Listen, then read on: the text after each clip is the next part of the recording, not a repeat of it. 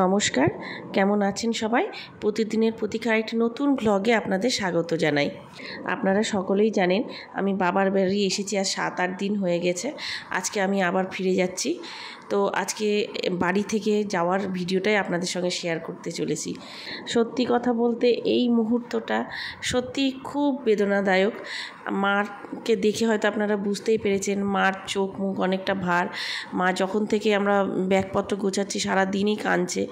অনেক দিন পর আসি তো, আর মা তো জানেনই নিজের সন্তানদেরকে চোখের আড়াল করতে কতটা কষ্ট পায়। আমিও বুঝতেই পারি নিজের সন্তান যখন দূরে থাকে তখন কীরকম হয়, মনের ভিতরটা কীরকম করে। মা তো সেই সকাল থেকে কেঁদেই চলেছে। আমারও মনটা খুব খারাপ আজকে।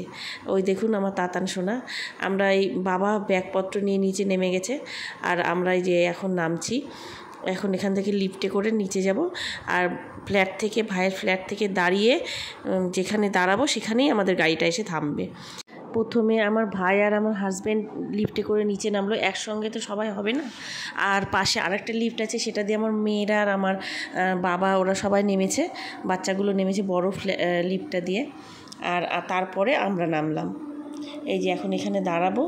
দেখুন বাবাকে আসার সময় না দেখতেই পাইনি, বাবা ব্যাগ ট্যাগ নিয়ে অনেক আগেই নেমে এসছে।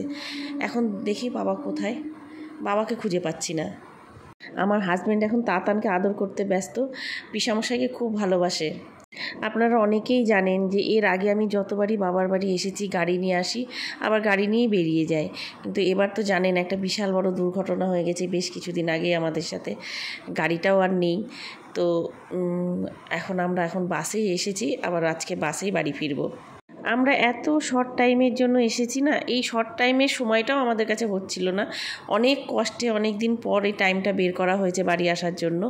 যাই হোক বাড়ি এসে কিন্তু আমরা যেটা সব থেকে আমাদের অসুবিধা হয়েছে, আমরা ট্রেনের টিকিট কিছুতেই পাইনি, না আসার পেলাম না যাওয়ার পেলাম। সেই জন্য বাসেই বাধ্য হয়ে আমাদের যেতে হচ্ছে। ওই যে দূরে দেখেছেন বাবা দাঁড়িয়ে আছে, চলুন এবার বাবাকে গিয়ে একটু দেখা করি। বাবাকে প্রণামটাও করা হয়নি। বাবা বাইরে আসলে কি বলেন তো, আসার সময় সবাই এত কান্নাকাটি করছে না, বাবা সেটা নিতে পারবে না বলে আগেই নিচে নেমে দাঁড়িয়ে আছে। এই দেখুন মিঠিকে বললাম, প্রথমে মিঠি প্রণাম করলো, তারপরে আমরা সবাই প্রণাম সারলাম। আবার একবার ফিরে দেখা, ফ্ল্যাটটাকে আর একবার দু চোখ ভরে দেখছি। আবার কতদিন পর যে আসবো বাড়িতে ভগবানই জানে, আবার কখন সময় হবে। আমরা অনেকটা আগেই নেমে এসেছি, গাড়িটা কখন চলে আসে সেই জন্য। গাড়ি এখনও আসেনি, অনেকক্ষণ ধরে আমরা দাঁড়িয়ে রয়েছি। আর এই যে দেখুন লাগেজগুলো তো আছে, আর সামনে যে ব্যাগটা আছে, ভাই আর আমার ভাইয়ের বৌমনি আমাদের খাবার সব দিয়ে দিয়েছে। রাতে যা খাবারগুলো সব আমরা বাড়িতেই তৈরি করে আমার ভাইয়ের বউ ওরা সব প্যাক করে দিয়ে দিয়েছে, যে বাইরে হোটেল থেকে খাস না, এই খাবারগুলো থাকলো এগুলোই খাবি। আর আমি না বাইরের খাবার খাওয়াটাও খুব একটা পছন্দ করি না, আমি বাইরের খাবার খাই না। ওই যে দেখুন দূরে গাড়ি আসছে, আমার হাজব্যান্ড হাত দেখাচ্ছে, গাড়ি চলে এসছে। আমার হাজব্যান্ড বলছে এখানে আমরা দাঁড়িয়ে আছি, এখানে এসে গাড়িটাকে থামতে। দেখুন গাড়ি আসছে। আমরা যে গাড়িটাতে আজকে যাব সেটা হচ্ছে এক্সপ্রেস লাইন। এই যে গাড়ি চলে এসেছে, আমার মেয়েরা গাড়িতে উঠছে। মা দেখুন সবার মাথায় গায়ে হাত বুলিয়ে দিচ্ছে। আবার কবে দেখা হবে মার সাথে।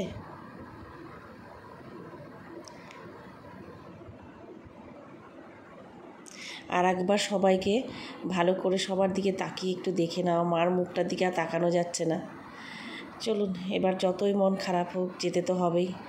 গাড়িতে উঠি আমিও। এই যে দেখুন লাগেজগুলো ডিগিতে দেওয়া হচ্ছে, আর আমরা শুধু খাবারের ব্যাগটা নিয়ে ভেতরে উঠছি। এবার আমরা বসে পড়ি, গাড়ির ভেতরে চলে এসেছি।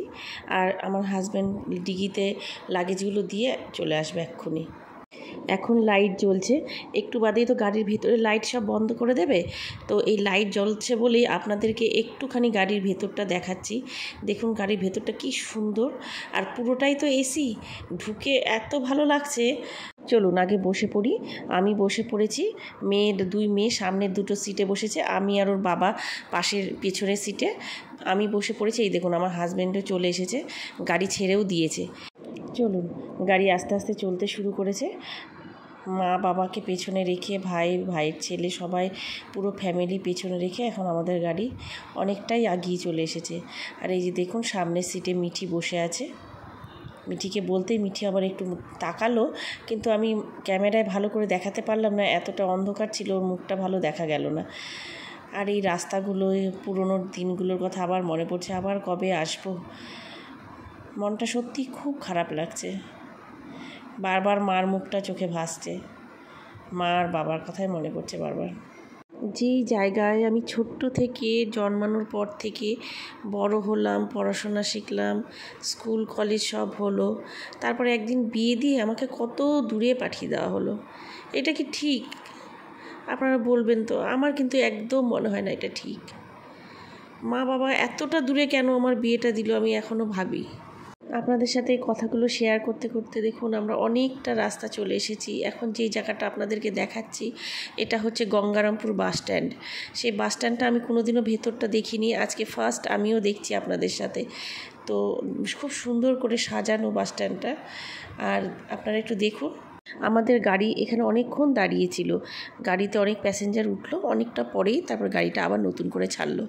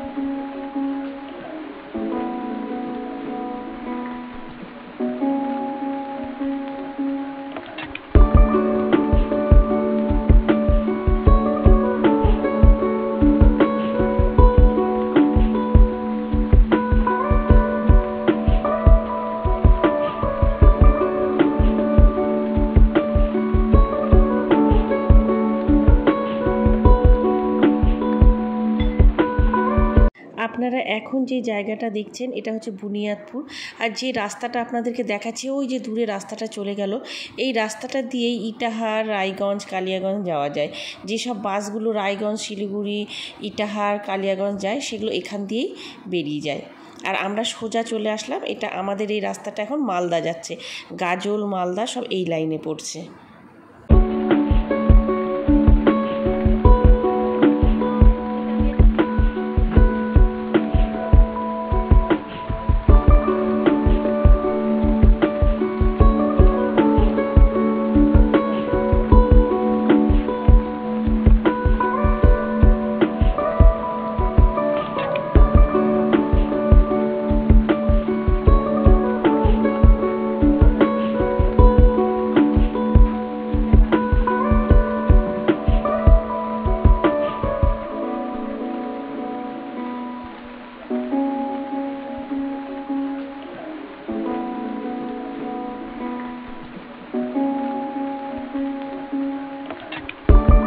আমরা আসার দিন যে গাড়িটায় এসেছিলাম এই দেখুন সেই গাড়িটার সঙ্গে আবার দেখা, এই যে ডলফিন, এই গাড়িটাতে আমরা সেই দিন বাড়ি থেকে আমার বাবার বাড়ি এসেছিলাম।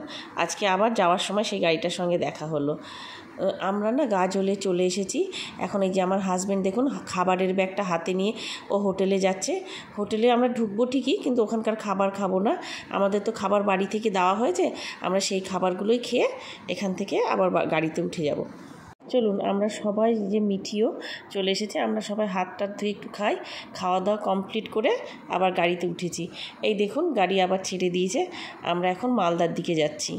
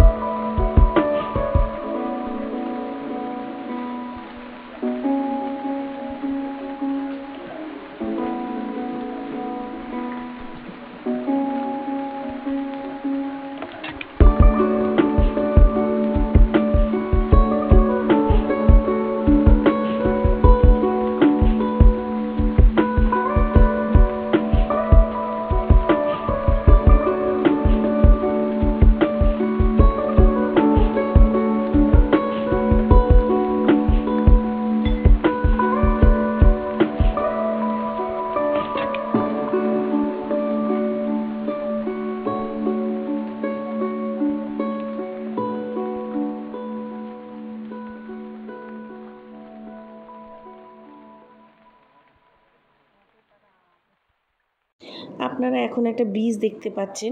এই ব্রিজটা হচ্ছে মালদার মহানন্দা নদীর ওপরে যে ব্রিজটা, সেই ব্রিজটা। আমরা মহানন্দা নদীর ওপর দিয়ে যাচ্ছি এখন। আমরা মালদা টাউনে ঢুকছি। মালদা টাউন ঢোকার আগেই এই ব্রিজটা পড়ে। এখন রাত প্রায় 11টা পার হয়ে গেছে, অনেকটা রাত। চারিদিকটা দেখুন কি সুন্দর লাগছে না, রাতের অন্ধকার, এদিকে লাইটিংগুলো জ্বলছে।